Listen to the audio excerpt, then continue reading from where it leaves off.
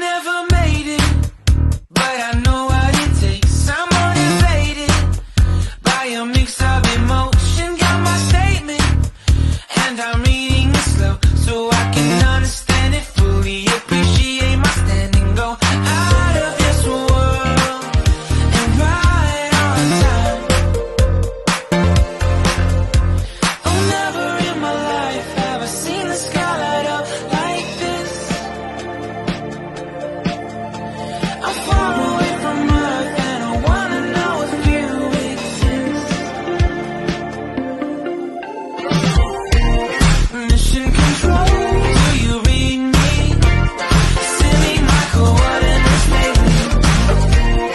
Mission control, am I drifting? Tie me to someone who will love me, yeah. Wait, I think I'll last a bit longer. Fine, I'm not. Welcome everyone. Welcome everyone. Welcome everyone to another Ref Brandon and the Todd Family YouTube video. Wherever you are, whatever you may be doing, thank you so much for making Ref Brandon and the Todd Family a part of your day. We always greatly appreciate it. I hope everybody had a wonderful weekend, which of course was Christmas Eve and Christmas Day, and I did skip both days. So if you have subscribed to the channel and you've clicked on that notification bell, you didn't have a malfunction. I didn't do a video either day. Honestly, it was a last minute decision. I had even decided what I was going to talk about both days. And then late Friday night, I said, you know what? It's Christmas time.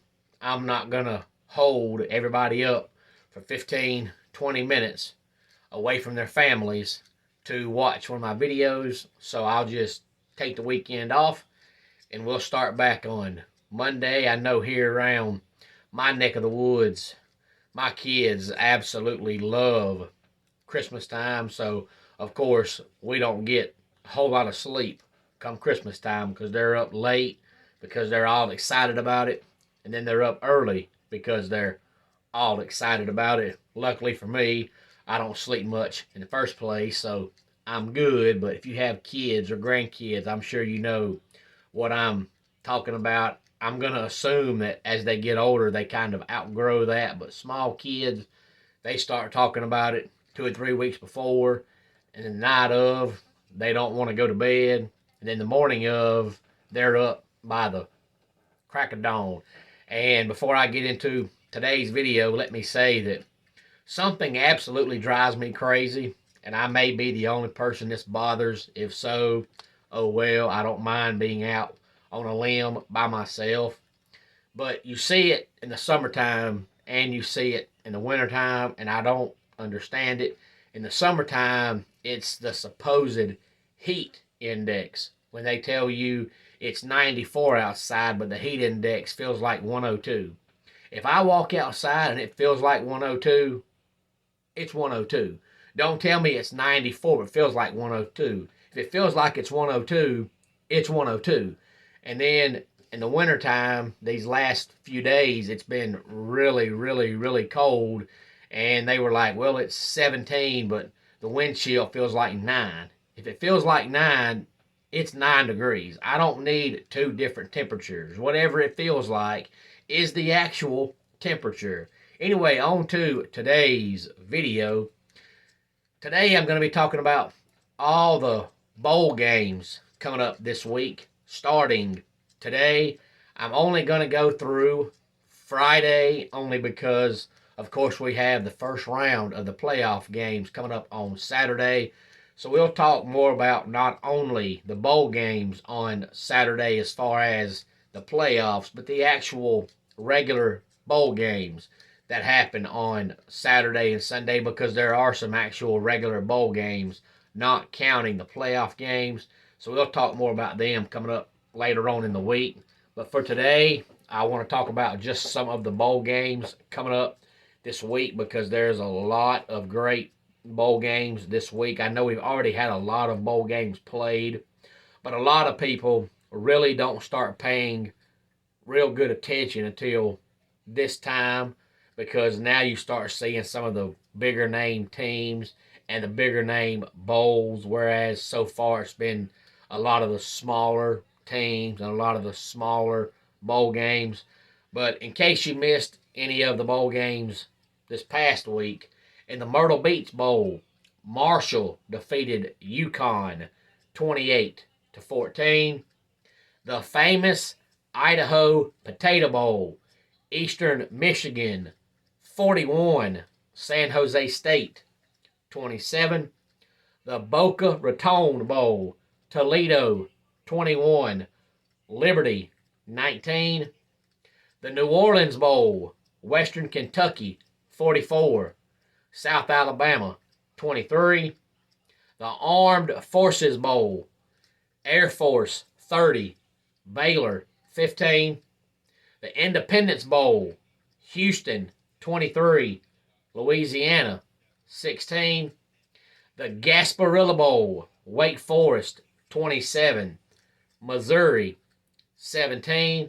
And all they kept talking about in that game was it being Sam Hartman's last game at Wake Forest. But I'm still not exactly sure what he's doing, because I've heard he was going to transfer to Notre Dame, and I've heard he was just going to transfer, no certain school mentioned, and I've heard he was entering NFL draft. I'm really not sure which one he's doing, but all I know is the Gasparilla Bowl Friday night was his last game at Wake Forest. You don't really see a lot of players announce they're transferring and then still play in the bowl game. You saw it last year when Florida's quarterback, Emory Jones, said he was transferring, but he wanted to prove himself one more time, so he played in their bowl game. But generally, once a player announces they're transferring, they don't play in the bowl game. But Sam Hartman hasn't officially said he was transferring. He is eligible for the NFL draft, but he also has one more year of college left over. So I guess we got to wait and see exactly what he's going to do. And then the Hawaii Bowl on Christmas Eve saw Middle Tennessee State defeat San Diego State by the score of 25-23. This week, all the bowl games got some good ones. Start today, 2:30, the Quick Lane Bowl, New Mexico State and Bowling Green. And then tomorrow, we got a whole slew of bowl games starting at noon. On Tuesday, we have the Camellia Bowl, when Georgia Southern takes on Buffalo. 3:15, the First Responders Bowl, Memphis and Utah State. 6:45, the Birmingham Bowl. It's the Battle of the Carolinas, when Coastal Carolina takes on East Carolina. 10:15 tomorrow night is the Guaranteed Rate Bowl, when Wisconsin takes on Oklahoma State. And then on Wednesday at 2 o'clock, the Military Bowl, Central Florida versus Duke.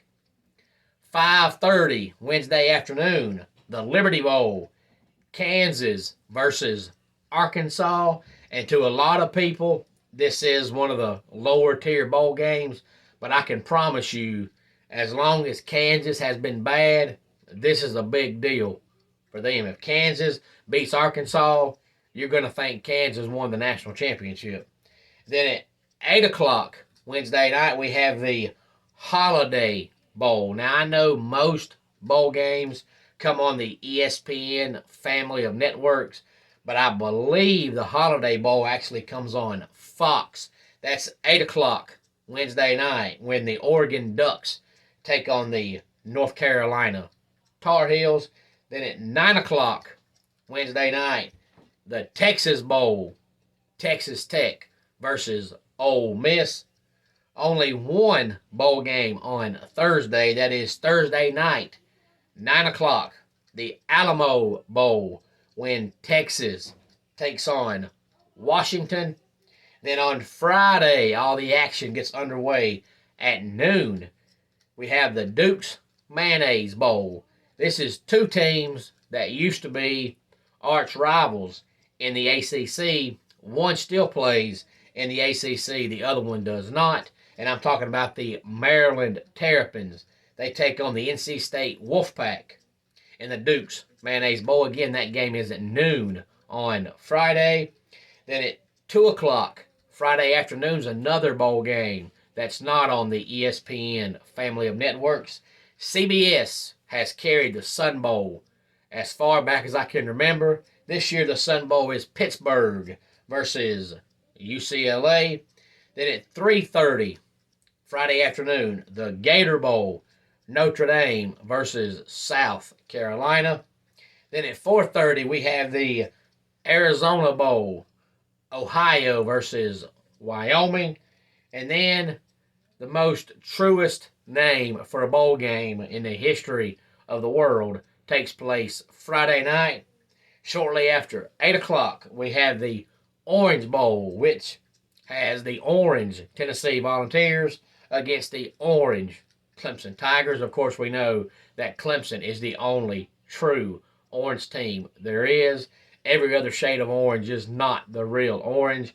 I always tell everybody that Clemson has their jerseys all bright and shiny, and once they wear them a few times and wash them and the orange starts fading, Tennessee buys Clemson's jerseys and just changes the numbers and changes the names on the back, because I swear Tennessee orange looks like washed up, faded Clemson orange. But that should be a really, really, really good game. And speaking of Clemson, of course, this is the first game where Cade Klubnik is their official starting quarterback. And DJ U, as they call him, came out on, I believe it was Saturday, and formally announced that he was transferring to Oregon State. There's been a rumor for a long time it was going to be somebody out west, some team out west, and most teams out west already had a quarterback in place. Oregon State's one of the few that didn't. It makes sense for DJ because, for one, he's from the West Coast. For two, I think he had already figured out that it didn't matter if he had 975 touchdown passes. Most Clemson fans were just not going to like him. So he probably never felt wanted, never felt needed, and never felt comfortable, because when you know that 3/4 of the fan base doesn't want you there, you feel like you're under so much pressure that no matter what you do, it's not good enough. But also, it didn't really make sense for him to be at Clemson in the first place, because DJ is not a runner. DJ can run, but DJ doesn't want to run. He wants to drop back and throw the football. And Clemson's had the quarterback run game as part of their offense now for 10 years. So it's not like they were going to take it out of their offensive game plan because DJ was there. They were still going to run the ball. And I just don't think he liked doing that. I think he would rather just drop back and throw the ball 45 times a game. Now, the kind of quarterback he is, he will fit in just fine at Oregon State. So I wish him all the best of luck. Any thoughts on any of this, please feel free to let me know. If you were not at Anarchy Wrestling Presents Violent Night 2 last night, you missed a heck of a show. And whenever it gets uploaded to YouTube, I encourage you, strongly encourage you to go watch the show from start to finish. The show was so good last night, we just skipped intermission and went straight through, and the show was absolutely phenomenal from top to bottom. I'll try my best to talk more about that coming up tomorrow. We ended up having more than 350 people in attendance, so it was butts to elbows, but it was well worth it because it was good. So everybody that paid for a ticket got their money's worth. Let's go ahead and get our dad joke of the day in here. My wife said to me that if I got her another stupid gift this Christmas, she would burn it. So I bought her a candle. And that wraps it up for today's Ref Brandon and the Todd Family YouTube video. Until next time, it's Ref Brandon saying, just like in pro wrestling, life can be over by the count of 3. Tell your friends and family how much you love them. Bye.